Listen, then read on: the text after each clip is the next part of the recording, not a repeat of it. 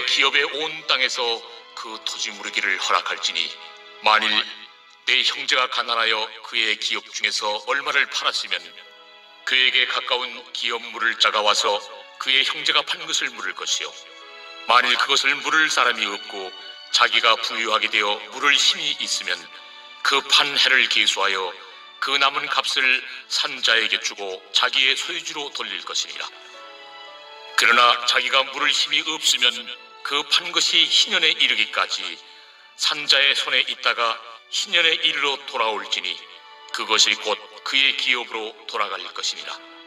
성벽 있는 성내의 가옥을 팔았으면 반지 만 1년 안에는 물을 수 있나니 곧 그 기한 안에 물으려니와 1년 안에 물이지 못하면 그 성 안의 가옥은 산자의 소유로 확정되어 대대로 영구히 그에게 속하고 희년에라도 돌려보내지 아니할 것이니라. 그러나 성벽이 둘리지 아니한 촌락의 가옥은 나라의 전투와 같이 물러주기도 할 것이요 희년에 돌려보내기도 할 것이니라. 레위 족속의 성읍 곧 그들의 소유의 성읍의 가옥은 레위 사람이 언제든지 물을 수 있으나 만일 레위 사람이 물이지 아니하면 그의 소유 성읍에 판 가옥은 희년에 돌려보낼지니 이는 레위 사람의 성읍의 가옥은 이스라엘 자손 중에서 받은 그들의 기업이 됨이니라. 그러나 그들의 성읍 주위에 있는 들판은 그들의 영원한 소유지이니 팔지 못할지니라. 내 형제가 가난하게 되어 빈손으로 내 곁에 있거든 너는 그를 도와 고려민이나 동거인처럼 너와 함께 생활하게 하되 너는 그에게 이자를 받지 말고 내 하나님을 경외하여 내 형제로 너와 함께 생활하게 할 것인즉 너는 그에게 이자를 위하여 돈을 구워주지 말고 이익을 위하여 내 양식을 구워주지 말라.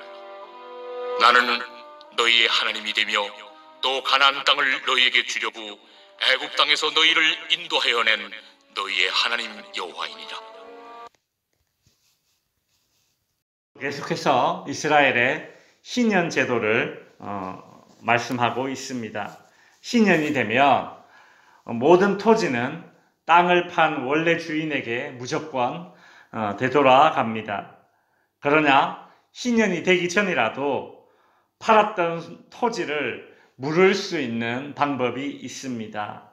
25절, 28절에서 그 방법이 설명되어 있는데 첫째로 형제나 가까운 친족이 대신 토지의 값을 물어주고 치러주고 그 매매를 이제 물을 수가 있는 것입니다.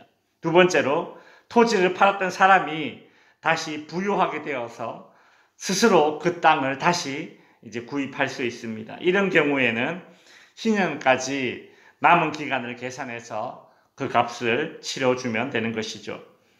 이스라엘 백성들은 이처럼 땅은 영원히 팔지 못했는데 그렇다면 집은 어땠을까요?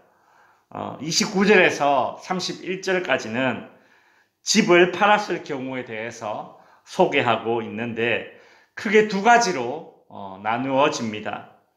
성벽이 있는 성 안에 있는 집을 판 경우에는 1년 안에 다시 물을 수 있지만 1년이 지나버리게 되면 그 집은 산 사람의 소유로 확정이 됩니다.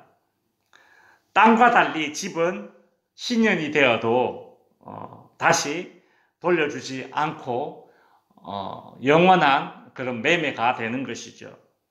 하지만 성벽이 없는 성 밖의 마을에 있는 집, 그런 집은 땅과 마찬가지로 희년이 되면 다시 돌려주어야 합니다.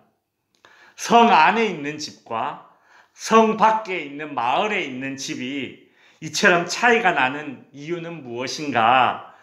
성 안의 집은 거주 자체가 목적이라서 이것은 영원히 팔 수가 있습니다. 그러나 성 밖의 마을에 있는 집은 토지를 경작하는 것과 연결되어 있기 때문에 영원히 팔지 못하는 것이죠. 이것이 땅과 또 연관이 되어 있습니다. 농사를 짓는, 즉 땅과 관련되어 있기 때문에 이 성 밖에 있는 집은 희년이 되면 돌려주어야 한다. 이제 그렇게 되어 있죠. 32절부터 34절은 레위인의 집과 땅에 대한 규례가 나옵니다. 레위 사람들의 땅은 절대 팔 수가 없다. 그 이유는 무엇인가? 이스라엘 백성들이 하나님께 바치는 가축들, 즉 제물들을 돌보는 땅이기 때문에 그렇습니다. 그래서 레위인들의 땅은 절대로 매매가 할 수 없는 것입니다. 레위 사람들의 집 또한 그것이 성벽 안에 있든 성벽 밖에 있든 희년이 되면 무조건 되돌려 주어야 한다. 이제 그렇게 말씀하고 있죠. 35절에서 38절은 가난한 동족을 위한 규례를 소개하고 있습니다. 이스라엘 백성들은 가난해진 형제들을 적극적으로 도와야 할 의무가 있습니다. 35절에 보시면 네 형제가 가난하게 되어 빈손으로 네 곁에 있거든 어떻게 해야 합니까? 그를 도와주어야 합니다. 특별히 그들에게 돈을 꾸어주되 이자를 받지 말아야 합니다. 그러니까 돈을 꾸어줬으면 원금만 받을 수 있지 이자는 받지 못하는 것이죠. 또 이익을 위해서 양식을 꾸어주지 말아야 한다라고 말씀하고 있습니다. 오늘 본문 36절, 37절에서도 이 말이 또 재차 반복해서 강조되고 있습니다. 왜 그럴까요? 가난한 사람이 돈을 빌렸을 때에 그 높은 이자율 때문에 빚의 구렁텅이에서 벗어나지 못하고 더 가난해지지 않도록 막기 위한 조치가 바로 이 율법의 말씀입니다. 하나님은 그와 같은 경우를 막기 위해서 가난한 자에게 돈을 불려주고 이자를 받지 말고 희년이 되면 땅과 집을 원래 주인에게 되돌려주는 법을 이스라엘 백성들에게 주셨던 것입니다.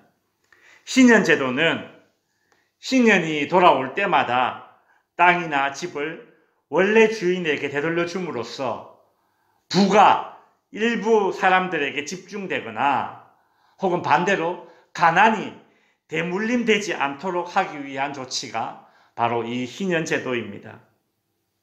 아무리 가난에 빠진 집안이라고 할지라도 50년이 되어 희년이 된다면 한 세대가 지나는 것이죠. 50년은 이것은 한 세대를 일컫는 것입니다. 한 세대가 지나면 그 집안은 아무리 가난한 집안이라 하더라도 원래 자신이 가지고 있었던 땅과 집을 되돌려받고 가난에서 벗어나 다시 회복할 수 있는 그런 기회를 얻을 수 있는 것입니다. 이것이 희년 제도의 목적이 되는 것이죠. 말씀을 정리하겠습니다. 이스라엘 백성들은 하나님께서 명령하신 희년 제도를 잘 지킴으로써 애굽에서 종살이 하던 때에 자신들을 구원해 내신 하나님의 은혜를 잊지 않을 수 있습니다. 자신들이 하나님의 은혜를 입어서 애굽에서 노예살이에서 벗어난 그런 은혜를 입었듯이 같은 이스라엘 동족 간에 가난의 노예살이를 하는 자가 있다면 그 사람이 그 가난의 노예에서 벗어날 수 있도록 은혜를 베풀 수 있는 것이죠. 그것이 바로 희년입니다. 이스라엘 백성들은 하나님의 말씀대로 희년 제도를 잘 지키는 것으로 이처럼 가난한 자들에게 은혜를 베푸는 삶을 살게 되는 것입니다.